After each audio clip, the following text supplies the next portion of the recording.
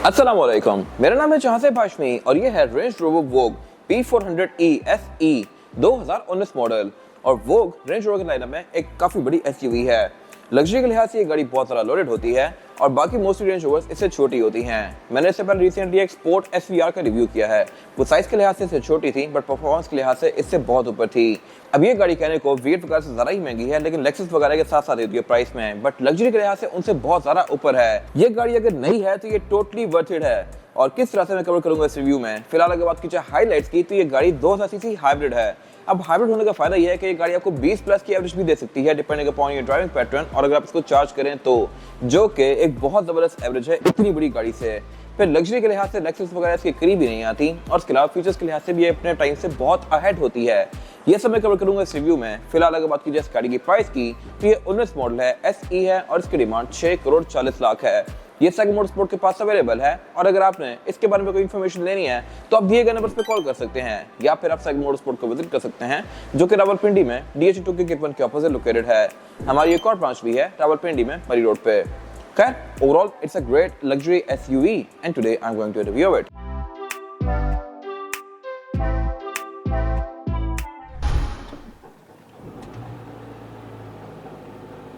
Let's start with the exterior of this car. Looks के लिहाज से रेंज रोवर्स हमेशा थोड़ी बॉक्सी सी होती हैं बट स्टिल बहुत ज़्यादा खूबसूरत होती हैं। Same goes for this car. और इसके अलावा नई वाली गाड़ियाँ मोस्टली बॉक्सी ही होती जा रही हैं। आप LX देखें, LC300 देखें, नई वाली प्राडो देखें, वो सब बिल्कुल सीधी लाइन्स के साथ हैं। फिलहाल अगर बात की जाए इस गाड़ी की तो ये फीचर्स के लिहाज से बहुत ज़्यादा इक्विप्ड है। और अगर बात की जाए इस गाड़ी की हेडलाइट्स की तो ये डिफरेंट है as compare to Autobiography. Autobiography की हेडलाइट्स के अंदर 4 अलग अलग LEDs दी गई होती हैं और SE वगैरह में 2 अलग अलग LEDs दी गई होती हैं। बेसिकली ये 2 प्रोजेक्शन लैंप्स हैं। आप फ्रंट से हेडलाइट देख के गेस कर सकते हैं कि ये गाड़ी SE होगी या ऑटोबायोग्राफी होगी। तो बेसिकली रेंज रोवर 2 अलग वर्जन्स के लिए 2 अलग हेडलाइट्स भी बनाता है। Nice attention to detail. यहाँ पे एक लॉन्ग व्हील बेस ऑटोबायोग्राफी खड़ी हुई है, उसमें 4 LEDs हैं। खैर, इसके अलावा DRLS की काफी स्ट्रॉन्ग दी गई है और ग्रिल इसमें ही ऑल ब्लैक ही आई हुई है कंपनी से। अब यहाँ भी एक चीज इंटरेस्टिंग है और वो ये है कि इसको आप यहाँ से आधा ओपन कर सकते हैं इस तरह से। और इसकी वजह यह है कि यहाँ पे इसका एक चार्जिंग पॉइंट दिया गया है। इसको आप यहाँ से चार्ज करेंगे और फिर ये गाड़ी आपको सही तबाकुन एवरेज देगी। लेकिन इन केस ऑफ क्रैश मेरे ख्याल से ये बहुत ज़्यादा डैमेज हो जाएगा और इसकी रिपेयर कॉस्ट बहुत ज़्यादा होगी। बाकी इसके अलावा ये गाड़ी फ्रंट पे पार्किंग सेंसर्स ऑफर करती है। इसमें ये जो फॉग लैंप है ये भी LED में दिए गए हैं। हेडलाइट वॉशर भी इसमें ऑब्वियसली आते हैं और वाइपर्स के रेन सेंसिंग है। हाइट के लिहाज से ये गाड़ी ठीक है, फिलहाल ये नॉर्मल पे है। अगर आप इसको हाई करेंगे तो ये काफी ऊपर निकल जाती है। और ऊपर भी यहाँ पे कुछ सेंसर्स दिए गए हैं और इसकी विंडशील्ड भी आम मोस्टली गाड़ियों से डिफरेंट है। किस तरह से मैं कवर करूंगा आगे जाके। और साइड पे आते आते ये गाड़ी और ज्यादा बॉक्सी होती जाती है। सारी करेक्टर लाइंस की देख लगता है कि स्केल से बनाई गई हैं। बेशक वो डोर की हो, छत के बाकी कर्व्स हो, सब कुछ बिल्कुल स्ट्रेट है बट स्टिल काफी लग्जरियस लगता है। अगर बात की जाए इसके रिम्स की तो ये ब्लैक्ड आउट हैं और 21 इंचेस के हैं। एग्जैक्ट फिगर्स में कवर करूंगा आगे जाके। और ये चीज जो है ये हर गाड़ी में ब्लैक्ड आउट नहीं होती। ये अगर आप लेते टाइम करवाते हैं तो होती है, वरना मोस्टली गाड़ी में ये सिल्वर आई होती है या किसी में गोल्डन होती है। बट ये एक एड ऑन फीचर है जो कि इसमें ये ब्लैक वाली ट्रिम्स ली गई हैं। ये ब्लैक है, साइड मिरर ब्लैक है, छत ब्लैक है। कह सकते हैं कि गाड़ी 2 टोन में है। और उसके अलावा इसके साइड मिरर रिट्रैक्टेबल हैं, एडजस्टेबल हैं, इनमें ऑटो का फीचर है, ब्लाइंड स्पॉट पॉइंटर्स हैं और ऑटो डिमिंग वाला फीचर भी है, यानी कि तेज रोशनियां सेंस करके ये डिम होंगे अंदर वाले मिरर की तरह। और अगर बात की जाए इस गाड़ी की एब्सोल्यूट साइड प्रोफाइल की तो साइज के लिहाज से ये गाड़ी एक फुल साइज SUV है, लेकिन इसमें भी एक इससे लंबा वर्जन आता है, लॉन्ग व्हील बेस वाली गाड़ी। मैंने उसका रिव्यू किया हुआ है और आप जाके मेरे पेज देख सकते हैं। उसको साइड से स्पॉट ऐसे किया जा सकता है कि उसमें यहाँ पे L लिखा हुआ होता है, इसमें नहीं है। ऑब्वियसली ये शॉर्ट व्हील बेस है बट फीचर्स के लिहाज से ये भी काफी इक्विप्ड है। डोर खोलने पे ये गाड़ी फुटस्टेप डिप्लॉय करती है, जो कि लेक्सस या VTEC वगैरह ऑफर नहीं करती और ये बड़ी जबरदस्त चीज़ है। लेकिन इसके इशूज ये हैं कि ये कुछ टाइम बाद अगर इसके सेंसर्स सही काम ना करें तो इसकी रिपेयर कॉस्ट काफ़ी होती है, बट जब तक आप यूज़ करें तो आपको काफ़ी मज़ा कराएगा। और इसके अलावा इसमें सॉफ्ट क्लोज भी आता है। अगर मैं इसको आधा बंद करूँगा तो ये बाकी ये खुद बंद होगा लाइक दिस। ये चीज़ अब LX600 में आना शुरू हुई है, LX570 में नहीं थी। बाकी इसमें एंट्री एग्जिट भी आसान है और इसके अलावा इसमें हाइट कंट्रोल भी है, आप इसको रेस और लोअर कर सकते हैं। और इसके अलावा इसमें एक इजी एक्सेस मोड भी आता है, वो क्या है मैं कवर करूंगा इंटीरियर में जाके। फिर इसके अलावा हाइट के लिहाज से भी ये गाड़ी डिसेंट है और इसमें पैनोरामिक रूफ दी गई है, जो कि अभी भी लैंड क्रूजर 300 या फिर LX600 ऑफर नहीं कर रही, तो यहाँ पे ये गाड़ी नंबर लेके जाती है। और अगर बात की जाए इस गाड़ी के रेयर एंड की तो यहाँ भी आके ये गाड़ी काफी बॉक्सी सी है और इसके अलावा यहाँ पे काफी श्रिंक हो जाती है। रेयर टायर्स के आसपास तक बम्पर काफी नीचे हैं, लेकिन उसके बाद बिल्कुल ऊपर की तरफ चले जाते हैं। हर रेंज रोवर में ये ऐसे ही होते हैं।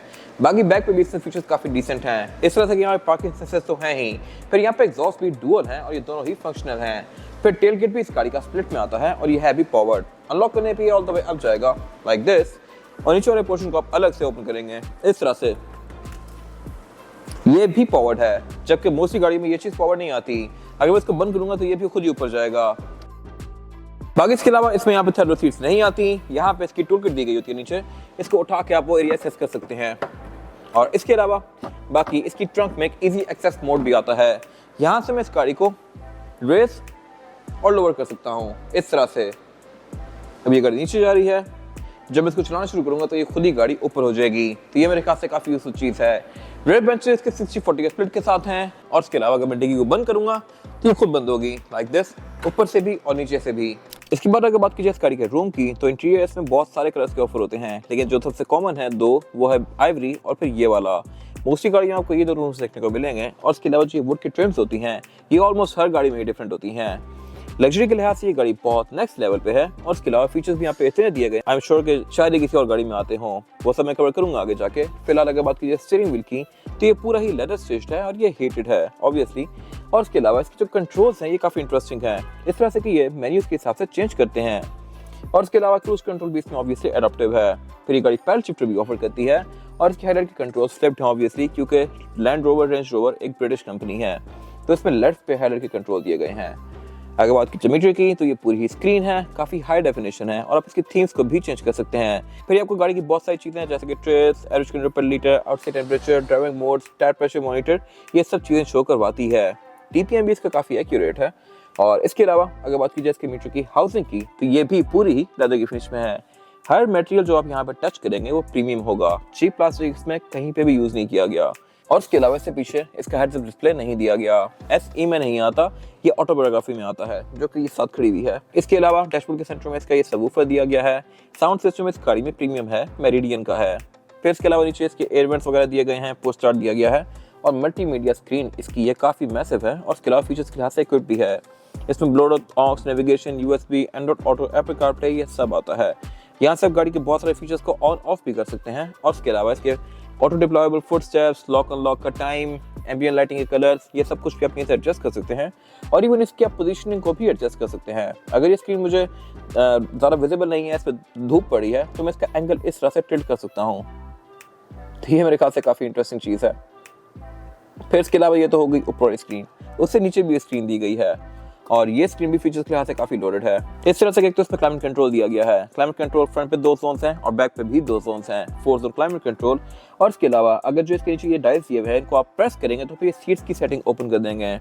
सीट्स इसमें हीटेड प्लस वेंटिलेटेड भी हैं, तो यहाँ से आप इसकी सीट्स को भी एडजस्ट कर सकते हैं। फिर इसके अलावा इसकी व्हीकल की सेटिंग्स भी यहाँ पे शो करवाएगी, जो कि ड्राइव मोड्स वगैरह। और इसके अलावा फिर गाड़ी की सेटिंग्स भी काफी हद तक आपको यहाँ पे शो होती हैं। इस गाड़ी में इको आइडलिंग और ऑल टेरेन मोड के अंदर एक बीच में एरिया खाली है, ये बेसिकली इसके SVR वर्जन्स के लिए है। उनमें यहाँ पे एग्जॉस्ट का लोगो बना होता है, अगर आप उसको ऑन करेंगे तो उसका एग्जॉस्ट काफी लाउड हो जाता है। खैर, इसके अलावा इसको ड्राइव मोड के बीच में स्विच करने के लिए अब इसका जो ये मेन ड्राइव मोड सेलेक्टर है, इसको अगर आप ऑटो से हटाएंगे तो फिर आप इसके मोड्स को चेंज कर सकते हैं। और बाकी इसके आसपास की हाउसिंग भी काफी प्रीमियम है। पीछे पर इसका गेयर सेलेक्टर दिया गया है, जो कि रोटरी डिजाइन है और गाड़ी को ऑन करने पे ये नीचे से ऊपर निकलता है, रेस होता है। गियर सिलेक्शन जो है इसमें वो है PRND और स्पोर्ट्स की। और उससे पीछे पर नॉर्मल यहाँ पे सारी चीजें दी गई हैं, ऑफ रोडिंग के मोड्स दिए गए हैं और इसके अलावा इसके हाइट कंट्रोल की सिलेक्शन दी गई है। इसकी आप 3 सेटिंग्स के बीच में स्विच कर सकते हैं, लो, हाई और फिर नॉर्मल। नॉर्मल पे ये गाड़ी हर टाइम रहेगी। पार्किंग ब्रेक इसकी इलेक्ट्रॉनिक है, जो कि यहीं पे दी गई है। साथ इसके यहाँ पे कप होल्डर्स दिए गए हैं और इन कप होल्डर्स के नीचे एक हिडन कंपार्टमेंट है, जो कि आप इस तरह से एक्सेस कर सकते हैं। और इसके अलावा पीछे पे इसका ये सेंटर कंसोल दिया गया है, जो कि बेसिकली कंसोल के साथ साथ एक कूल बॉक्स भी है। यहाँ पर अगर आप ड्रिंक्स रखते हैं और इसको ऑन कर देते हैं तो फिर वो ड्रिंक्स ठंडी रहेंगी। और इसके अलावा यहाँ पे इसके पावर आउटलेट वगैरह दिए गए हैं। सीट्स इसमें हाईली एडजस्टेबल हैं और ये हैं भी काफ़ी ज़्यादा कंफर्टेबल और चौड़ी। इसकी एडजस्टमेंट है तो बहुत सारी, लेकिन अगेन ऑटोबायोग्राफी में इससे भी ज़्यादा सेटिंग आती हैं। इसका जो ऊपर बड़े वाला पैनल है बैक वाला, उसमें ये भी स्प्लिट होता है। इसमें लंबा सपोर्ट यहाँ सिर्फ बैक पे आता है, ऑटोबायोग्राफी में शोल्डर सपोर्ट भी आता है। और इसके अलावा इसके हेडरेस्ट को भी एडजस्ट कर सकते हैं इस तरह से अपने सर की शेप के हिसाब से। तो यहाँ पे हर चीज़ पे बहुत वर्क किया गया है। फिर अगर बात की जाए डोर्स की, तो ये भी पूरी गाड़ी की तरह काफ़ी प्रीमियम है, रेड कलर में है, साउंड सिस्टम से मेरिडियन का है। और इसके अलावा इसके ऑब्वियसली डोर में सॉफ्ट क्लोज भी है, तो इनका बंद करने का एक्सपीरियंस भी काफ़ी अच्छा है।